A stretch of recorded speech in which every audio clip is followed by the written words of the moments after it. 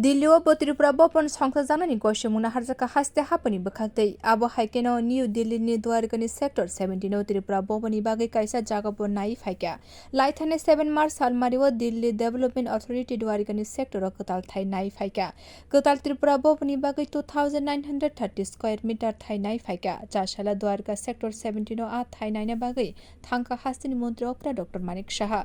montri by दिल्लीनि development अथॉरिटीनि okra नायखलाय र फायै मानजक फाइका द्वारकानि sector 17 नि Thai नाय फाइ खा फुरजाका मन्त्री okra Dr.Manik saha